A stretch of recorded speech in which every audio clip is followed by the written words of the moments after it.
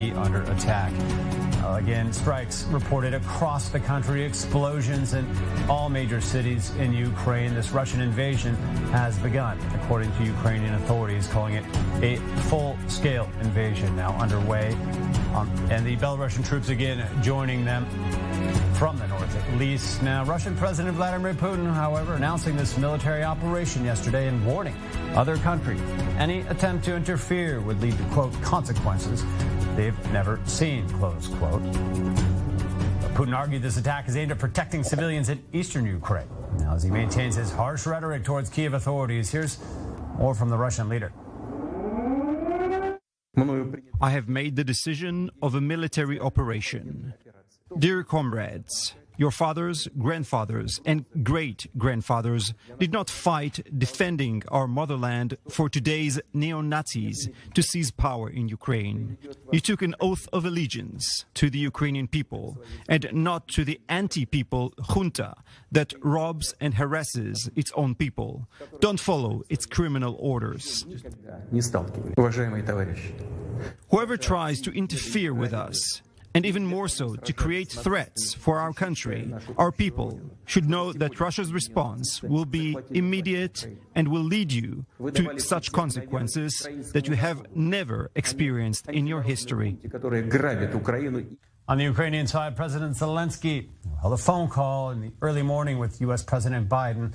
Biden attempted to reassure his Ukrainian allies of some upcoming measures to contain and ostensibly punish Russia, with efforts to ramp up at the United Nations. But in Kyiv and under fire, President Zelensky again spoke to his embattled nation as they brace themselves under this Russian offensive. Here's the latest from the president. We know for sure that we don't need the war. Not a cold war, not a hot war, not a hybrid one. But if we'll be attacked by the enemy troops, if they try to take our country away from us, our freedom, our lives, the lives of our children, we will defend ourselves. Not attack, but defend ourselves. And when you'll be attacking us, you will see our faces, not our backs, but our faces. The war is a big disaster. And this disaster has a high price. With every meaning of this word, people lose money, reputation, quality of life, they lose freedom. But the main thing is that people lose their loved ones, they lose themselves. They told you that Ukraine is posing a threat to Russia. It was not the case in the past, not in the present, it's not going to be in the future. You are demanding security guarantees from NATO, but we also demand security guarantees. Security for Ukraine from you, from Russia, and other guarantees of the Budapest Memorandum. But our main goal is peace in Ukraine and the safety of our people, Ukrainians. For that, we are ready to have talks with anybody, including you, in any format, on any platform. The war will deprive security guarantees from everybody. Nobody will have guarantees of security anymore.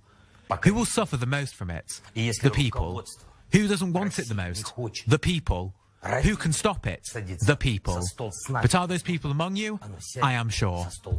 Now we go to our defense correspondent, Jonathan Reggett, who's on the ground here covering some of the latest now. I believe you're at the Russian embassy in Tel Aviv here. Jonathan, what's happening there? Yes, so at the Russian embassy, and maybe, David, you can see right behind me a small protest for the moment. This is right outside the Russian embassy in central Tel Aviv. This protest is expected to grow larger in number later in the day. And one of the protesters, Mikhail Bagani, is here joining us. Mikhail, thank you for joining us. I understand you arrived to Israel from Ukraine a few years ago, actually from the area of Donetsk, which was under partial Russian occupation already. What are you feeling this morning? This morning I read the news and I thought that I cannot be silent anymore because I saw that this Russian Federation, this fascist Putin's regime, they started the complex war in Ukraine. They started with shellings, with bombings, and I think that international community is doing not enough. We're doing not enough pressure on Russia. We need to stop this fascist regime because all they're doing is neocolonialism, and they're just trying to destroy Ukrainian state. the independent, the sovereign state of Ukraine. They're trying to destroy it. They're trying to destroy Ukrainian culture. And I think we need to talk louder about it. Have you been able to contact relatives in Ukraine to hear what's the situation there? I contacted with my friends in Ukraine in not controlled in areas not controlled by Russian supported troops, and they worry about what's happening, but they are calm. They're standing and they're ready to protect their houses, protect their families. And I want Russian soldiers to know that no Ukrainians want to war with Russia, but your government started the war against Ukraine, and you need to know that Ukrainians will protect their houses, their families, their children, and they will never surrender. What can we expect here today? A small protest now? Are we expecting more people? I hope so. I really hope so. That I saw a lot of Israelis that were passing by in their cars. They were sending us some signals of support, and I believe that this protest will grow.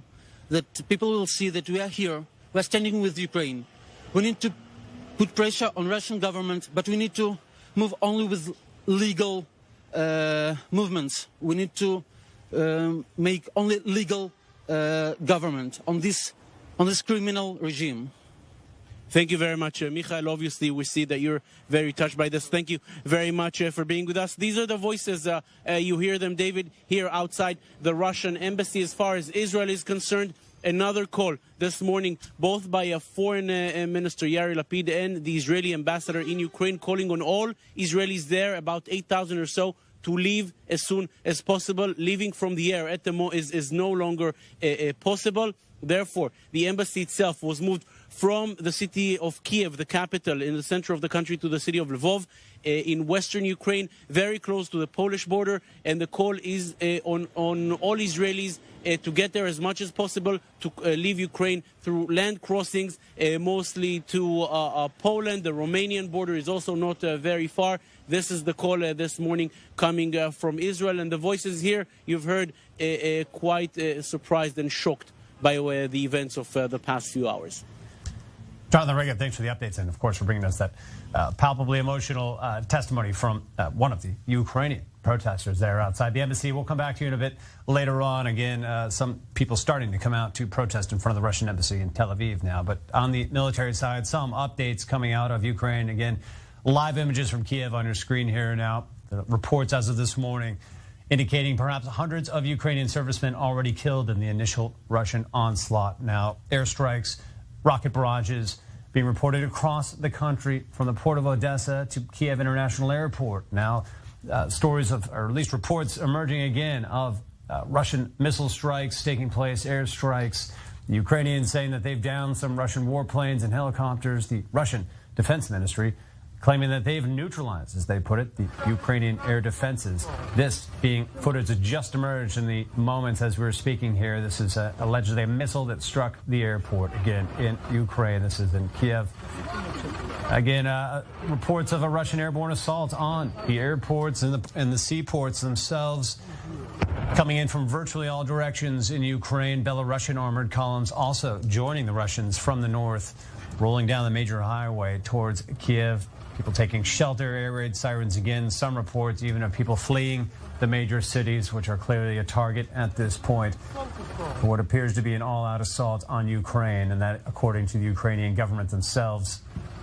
So these are the updates here. We'll continue rolling with them as they emerge here. So much happening in this arena. We're in the studio there with our correspondents, and Owen Alterman, a senior international affairs correspondent. Owen, the Israeli angle, one we keep trying to come back to and focus on here, the dilemma between Russia, Ukraine, the United States for Israel now. What's some of the latest emerging from the government? Yeah, I think the dilemma, frankly, David, is on hold for the moment. There's a much more pressing issue, and that's the Israelis who are in Ukraine. As I've said before in our and Jews for that matter who are in Ukraine, as I said in our broadcast before, this is a more central issue for Israel than for other countries, right? I report in the British media that there were 5,000 British nationals on the eve of the war in Ukraine, in a country that's 7 times the size of Israel. Israel, on the other hand, on the eve of the war, 10 to 15,000 Israelis, 2 to 3 times the number in a country that is 1/7 of the size of Britain, and then beyond that, 150,000 to 200,000 Jews living in the country for whom Israel feels a sense of responsibility. In the last few moments, another statement issued by Israel's foreign ministry going exactly at that, providing practical advice for Israelis inside Ukraine on what to do, telling people, as Jonathan Regev mentioned, to get to land crossings, saying that Israeli embassies in neighboring countries have put representatives on the other sides of those borders. So if you get to the Polish border, there's a representative from the Israeli embassy in Poland on that border. Same in Slovakia, Hungary, Romania, and later in the day on the border with Moldova. So again, the Israeli government trying to take care of those Israelis in the country, telling them to get to those crossing points, putting out phone numbers and email addresses of the embassy, of the situation room in the foreign ministry for Israelis to register, to be in touch, and for the government to try to track them and help them and do what it can. So obviously a fluid situation. I can say one wonders, again, it's hard to level any kind of criticism at people under such a difficult situation, but I do know Romania well. I lived there for 2 years. There isn't just one major crossing point from Ukraine to Romania. There are 2. There's also a third one, we should say, which in fairness is a much more minor crossing. Assuming that both crossing points are open, why are there not representatives at both so that people can get to the one that's closest to where they live and to try to give people every avenue and every route to leave the country? But Israel, as we know, David, Israeli diplomats are known for going beyond what diplomats from other countries, what they do to help nationals, Israeli nationals who are abroad. That's going to be even more true in this situation, let alone what's going to happen with the much larger Jewish community in Ukraine. It's going to be a major, major focus for Israeli policymakers in the coming hours. Yeah, great for the update there. Again, the Israeli government appearing to do what they can in this moment. So much developing on the ground right now. And the images on your screen, again, these are all coming out of Ukraine in the last minutes virtually here. Large explosions taking place across much of the country here. Again, that's what's on your screen here. But again, the Russians, at least their president, Vladimir Putin, justifying this all-out assault on the country, as he put it, to remove the neo-Nazis, quote unquote, in Kyiv now, as he refers to the central government of Ukraine, and he's claimed this is a peacekeeping mission, as his rhetoric has indicated there, all aimed at protecting civilians, as he puts it, in eastern Ukraine. Again, the only damage and explosions we're seeing here are coming from elsewhere in the country, but here's more from Vladimir Putin. I have made the decision of a military operation. Dear comrades, your fathers, grandfathers, and great-grandfathers did not fight defending our motherland for today's neo-Nazis to seize power in Ukraine. You took an oath of allegiance to the Ukrainian people and not to the anti-people junta that robs and harasses its own people. Don't follow its criminal orders. Whoever tries to interfere with us, and even more so, to create threats for our country, our people, should know that Russia's response will be immediate and will lead you to such consequences that you have never experienced in your history. Again, if you're just joining us now, this is live breaking news coverage ongoing here at I-24 News. We're continuing to cover the latest now, everything developing quickly on the ground in Ukraine. And for a bit more on the military analysis, now we're joined by security analyst Rafael Shalmi. Thanks for being with us in the studio here. What did the latest, the big picture taking place, latest reports, clearly a lot happening. What's it all look like to you? It appears to be the Russian objective at this point. The last minute information is a terrestrial entry from Crimea, and we have the terrestrial entry from Belarus towards Kyiv. So this indicates very clearly that we are in the worst scenario possible, meaning a full-fledged invasion of Ukraine by Russia. During the night, the missiles were aimed at strategic points, mostly airports and air defense. And now that the artillery and the Air Force have done their job, the terrestrial entry is coming in, we're probably trying to see a blitz, meaning a very fast entrance in many different points into Ukraine and neutralizing of the Ukrainian military defense in a very fast, very well planned action. The Russian intel must be quite good because they know exactly where they're going and they know exactly how to neutralize on the way air defense facilities, even civilian facilities have been hit. Simultaneously, there is a cyber attack all over Ukraine, hitting all the most strategic infrastructures. So this is the worst case scenario. We are going to have to see now what is happening on the other side, because obviously the dissuasion of sanctions doesn't work. Putin is not impressed. The whole world is now going into economic chaos. I mean, the boomerang of the sanctions will be actually very fast in coming. The Russians are counting on the help of the Chinese. Anecdotically, the Chinese have told their citizens in Ukraine to drive around with a little Chinese flag on their car, meaning they will not be hit because they are the friendly force.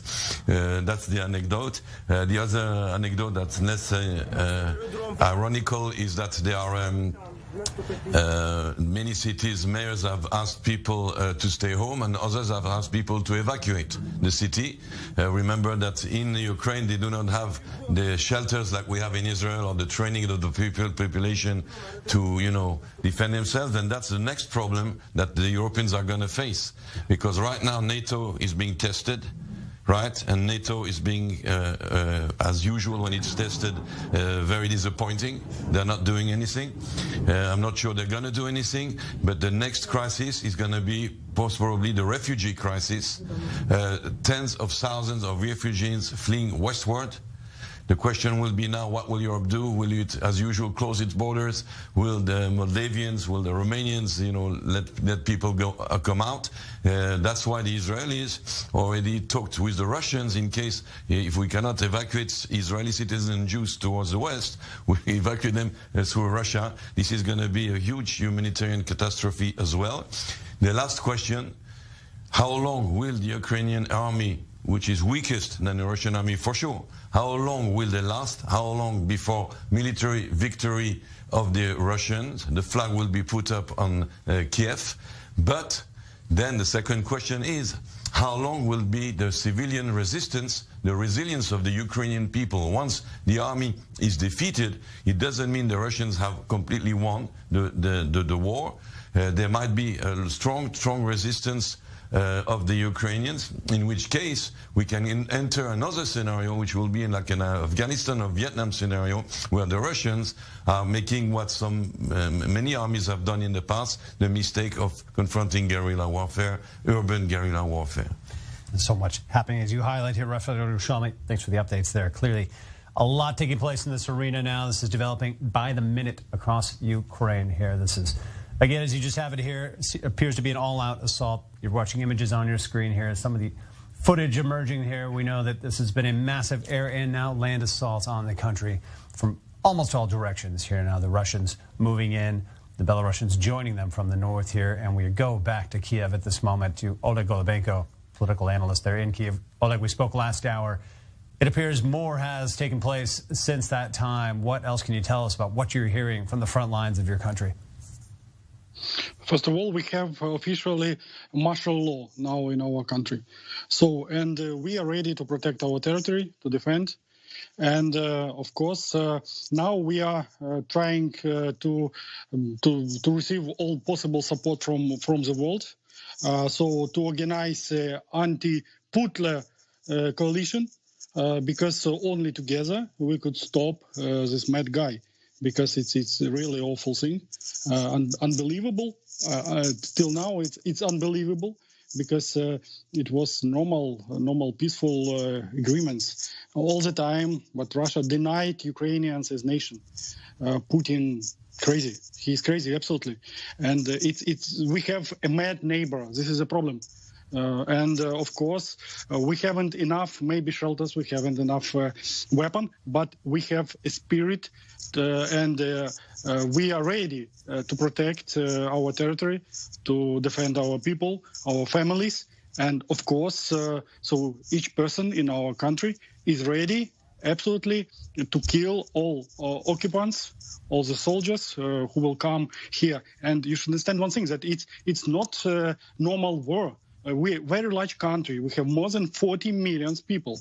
And so our people would like to be free and to choose democracy values. And of course, we will be strong, and we hope for the whole world to be with us, and so to protect our ideas, our values, because it's not normal war. It will be started, the Third World War. Absolutely, it's the same ideas like Hitler had. Absolutely, but only now Ukrainians suffer from it because of the ideas of one crazy guy in Kremlin that it should not be existing. Absolutely, like country, like nation, like people. Oleg, thanks for those updates. Stay with us. We are moving back in the studio again, just to tell anyone tuning in here, we're watching the unfolding situation here and trying to cover everything as it emerges from Ukraine. There's been reports emerging from virtually every city now of massive explosions across Ukraine. The main cities all being targeted, the airports, the seaports, certainly all the military installations for the Ukrainian Defense Forces. We have a correspondent here in the studio, Ariel Saran. Ariel, what some of the latest has been? Obviously, so much going on. What can you tell us about what appears to be happening on these front lines with the Russian troop movements? What's the latest? Well, pretty much we're seeing all of Ukraine one front line, whether it's border cities, cities inside. If we're talking about the north, we saw earlier this morning ground tanks, troops entering pretty much without any disturbance from the Belarusian border. The Russians were not only what appears they were doing drills, combined drills with the Russian and Belarusian forces, but this was apparently preparation, not just a drill, but preparation for this ground invasion. And what's interesting about this entry point from the north, that's the fastest way to get to the capital, Kyiv. And I think what we're seeing now is a ground race to Kyiv. And one of the main missions of the Ukrainian army is to try and stop Russian forces from getting into Kyiv. We're also hearing air raid sirens in the capital, Kyiv, and Lviv in the west. Yeah. They've been going off pretty much Ariel, just to cut in to explain what our viewers are looking at here, these are purported to be images of Russian troops now already moving into the second largest city in the country, Kyiv, out in the east part of the country here. This is, again, all indicating the Russian ground troops on the move, as you're reporting. Yeah, second largest city, and it was actually the first capital of the Ukrainian Federation, when the capital moved to Kyiv in 1934. So this is in the northeastern part of Ukraine, near the Donbass area. Kharkiv is right near the Russian border city of Belgorod, and so we're seeing already ground forces in the northeast, ground forces coming in from Belarus in the north. Also from the south, there's images of Russian forces coming in from Crimea. We're also seeing reports off the port city of Odessa, the country's third largest city, of Navy vessels on fire. Elsewhere in the east, throughout the night there were rocket barrages in the regions of Donetsk, Lugansk, and as well as currently this morning we're seeing Russian Air Force acting in the Donbass. In the west, there were the air raid sirens in Lvov, and also the airfield of Frankivsk in the west was struck too. So all across the country, city of Uman also inside, every major city in the country has appeared to become under fire. Ukraine is one big front line at the moment. It's somewhat staggering here, as we clearly cannot keep up with everything taking place. Likely neither can the Ukrainians. Attacks taking place in every corner of their large country here, from the sea, from the land, from the air. Appears to be, as our correspondents have been covering here, an all-out assault on the government in Kyiv. Now, developments happening rapidly on the ground, taking place rapidly now. This appears to be the goal. Again, we're covering it based on all the latest reports here, the explosions being reported, the footage emerging. The Ukrainian Defense Ministry saying that they've been taking out Russian warplanes from the sky. The Russians, for their part, saying that they've neutralized the Ukrainian air defenses. And so much happening now in the international arena. such an important factor at this point here. All eyes looking certainly to the west, but we have Owen Alterman in the studio here still. Owen, what's the latest? Yeah, a couple quick updates from here in Israel, David. We were told earlier this morning by the Foreign Ministry that the Foreign Minister Yair Lapid would hold a situational assessment. That's maybe the best translation from the Hebrew at 10 o'clock local time, so in a half an hour, assuming that's still on. We've also heard that the Foreign Minister, this is not uninteresting, will be giving a press conference at 12 o'clock local time on the situation in Ukraine. 2.5 hours from when you're nodding, because it promises to be a very interesting press conference, especially if there are questions from reporters, because he will not be able to evade, at least not the question. It may, by his answer, be able to be evasive about Israel's position on the conflict and on the war. As we all know, Israel has been very, very careful in terms of what it said, waited until yesterday to put out even a very carefully worded statement, as I often compared on our air, like a page of Talmud where you have the text in the middle and need the commentary all around it to decipher what it means. That was put out to try to strike the Israeli balance between its alliance to the United States, the need for ties with Russia given the Russian presence in Syria. So Lapid may not be able to escape taking some position on that. Of course, what's front and center for Israeli policymakers is a legitimate issue in its own right are the Israeli nationals and the Jews inside the country. As I said earlier, larger number per capita in Israel than elsewhere. Specific instructions from the foreign ministry to Israelis to get to border crossings in the West. Israeli embassies in those countries in Poland, Slovakia, Hungary, Romania, later in the day in Moldova, putting representatives on the other side of those border crossings to absorb the Israelis, giving practical information to Israelis inside the country about what to do. And when you bring up this working relationship with Russia that's been so critical for Israel, we've seen that allegedly on display again overnight here. Syrian media reporting overnight as this Russian assault was taking place on Ukraine that an alleged Israeli strike took place outside Damascus. Again, this is Russia's backyard militarily here. The Russian military is so and Israel's backyard dominant. Geographically. Yes, and so clearly that aspect of the relationship between Israel and Russia as relevant as ever, and perhaps more sensitive than ever. We've seen some ups and downs. An understatement.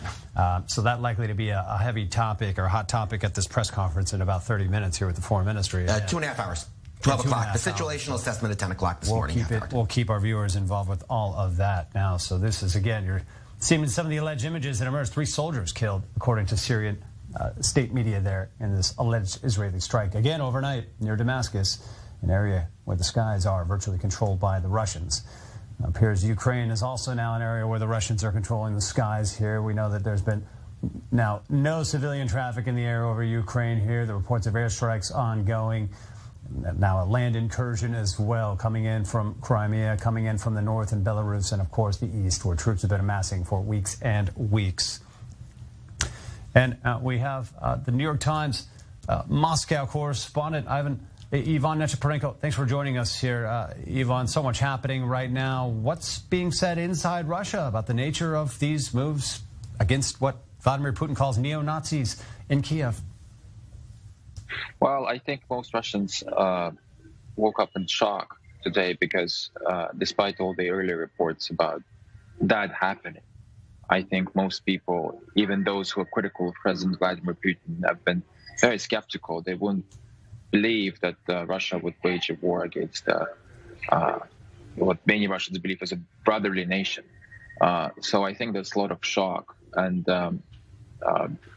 basically, people think about what Russia will be like as a country after this happens, because it's not just a war in Ukraine, but clearly that this will be continued with some measures inside the country too, because many people are already calling for protests, and many people are saying that this is the most shameful event of their lives.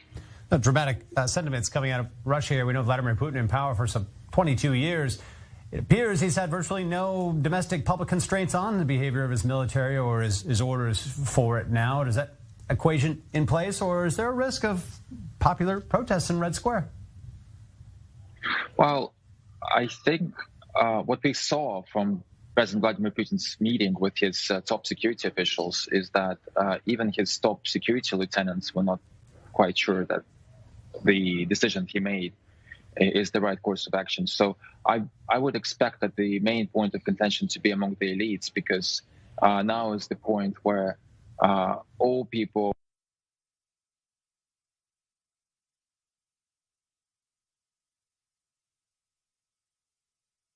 Okay, so I think for many members of the elite, the so-called technocrats, the liberals, this will be a very, very difficult choice. So I would expect some tensions there. Ivan, are you getting different reports inside Russia than what we're seeing about essentially an all-out assault from almost every direction on Ukraine right now? Troops coming out of Crimea, coming out of Belarus, coming out of the east. Does it appear to be an all-out assault on a regime change operation for Ukraine? Well, the Russian Defense Ministry just issued a statement saying that they have suppressed Ukrainian air defense missiles and that they have rendered all Ukrainian military airfields inoperable. So that means that they have launched an all-out assault on the whole country because Ukraine has airfields all across the country. So that basically confirms that, yes. Ivan, thanks for the reports here. Again, coming out of Russia, we do have some updates. Ukrainian authorities saying that at least seven people have been killed. We don't know the nature of exactly where or what, but so much footage of these missile strikes. You just saw one of them on your screen there. Clearly, casualties are taking place across Ukraine. We go back to Kyiv now, where Oleg Golobenko joining us now. Oleg, some confirmation from your government now of people being killed in this conflict. What's the nature of it and how many?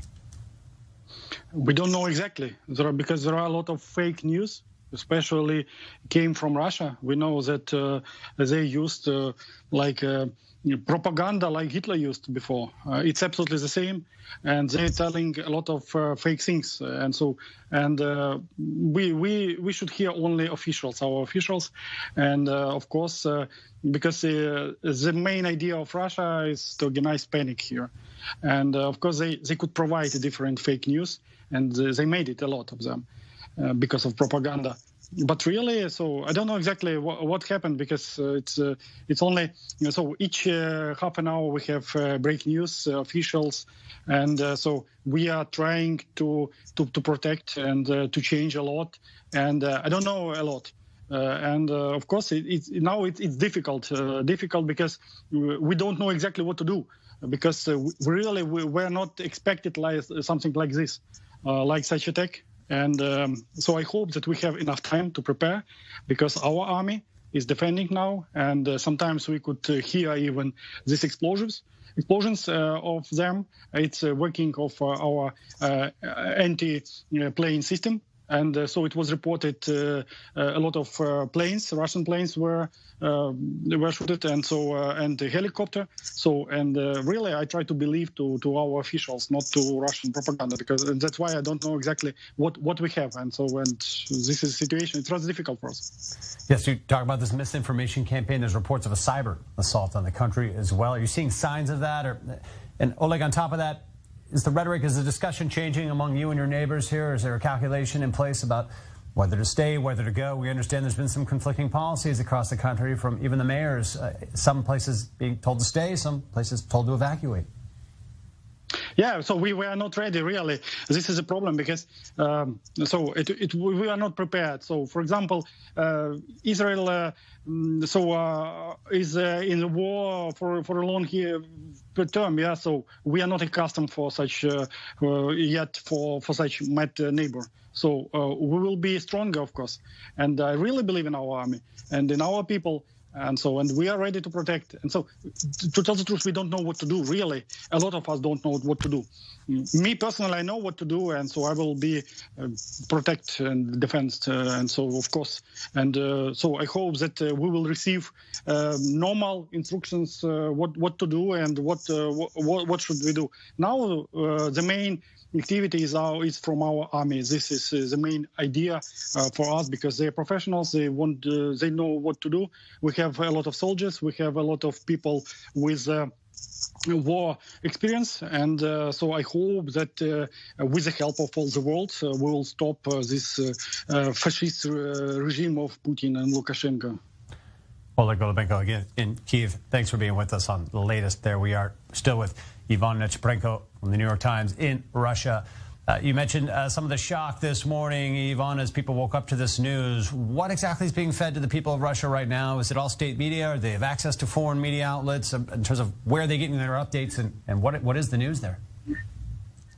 Well, of course, the state media is portraying this not as a war, but as a military operation against, as you said, I think, Nazis. in Ukraine. They Vladimir Putin's rewind words, and yes. Yes, and they broadcast. This is what I was about to say. That they broadcast his statement over and over again. Mm-hmm. But if you look at outside this state-run bubble, if you look at social networks, of course, people say and report different things. Many people in Russia have relatives in Ukraine. For instance, I myself is half Ukrainian, half Russian. So I have relatives and friends there. So for many people, it's a personal matter, really, and they can get reports from the other side of what is happening there. So it's a difficult situation for the country. Yvonne, thank you again for the updates coming to us from Russia now. Just to recap a bit now, if I can, for our viewers who may be tuning in. Again, yes, thank you, Yvonne. That's Breko coming to us from Russia there. This is all how the world woke up today to see the assault begin on Ukraine here. Vladimir Putin declaring the beginning of what he termed a special military operation. Now there are casualties being reported. The European Union making a statement. Let's listen in. President of the European Council, President Michel, has called for a meeting of the European Council this evening, and they will agree and provide political guidance to adopt the stronger package, the harshest package of sanctions we have ever implemented. As High Representative for the Foreign Affairs and Security Policy of the European Union, I will be in touch with our partners around the world to ensure the international community will be fully grasping the gravity of the moment and to call strongly and united on Russia to cease immediately this behavior, intolerable behavior, and Russian leadership will face unprecedented isolation. This is not a question of blocks. This is not a question of diplomatic power games. It's a matter of life and death. It's about the future of our global community. And we will stand united with our transatlantic partners and with all European nations in defending this position. We stand united in saying that no violence and destruction as means to obtain political gains. We, the European Union, remain the stronger group of nations in the world, and this should not be underestimated.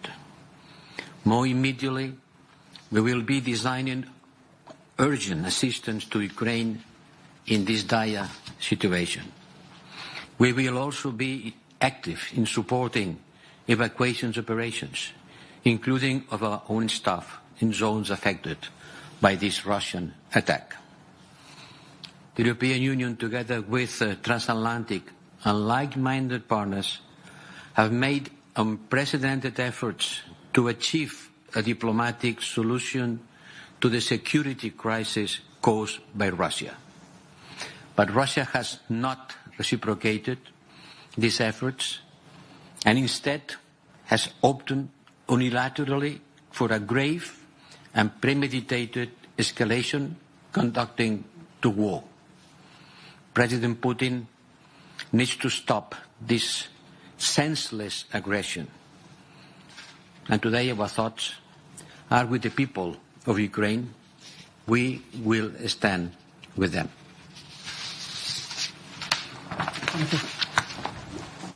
Again, you're watching statements from the European Union here again as they stake out their position. Again, no change really, trying to dissuade President Putin with their harsh rhetoric now from the ongoing, as far as we can tell from reports, full assault from all directions almost on Ukraine here now. The ports, the airports and the seaports under attack.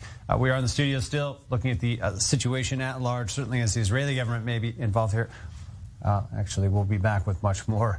We're stepping out for some break here. We'll continue our live coverage there. This is a fluid situation we're also trying to keep up with like the rest of the world here. War underway in Ukraine, the Russian assault. As the Ukrainian government puts it, full-scale invasion underway. Reports indicate Russian troops crossing the borders from Crimea, from the east and from the north alongside the Belarusians. We'll keep you updated for now on the breaking war in Ukraine here from I-24 News.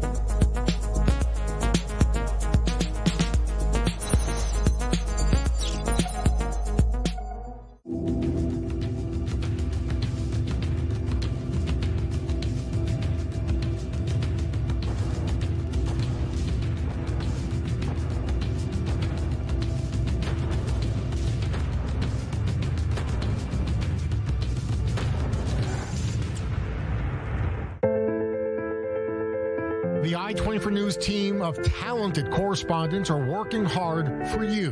They're in the markets, on the streets, in the battlefields, getting the pulse of the story. Tune in for Beyond the Headlines to see how the top stories of the week are affecting real people. No commentary, no debate, just the best stories presented by our best journalists.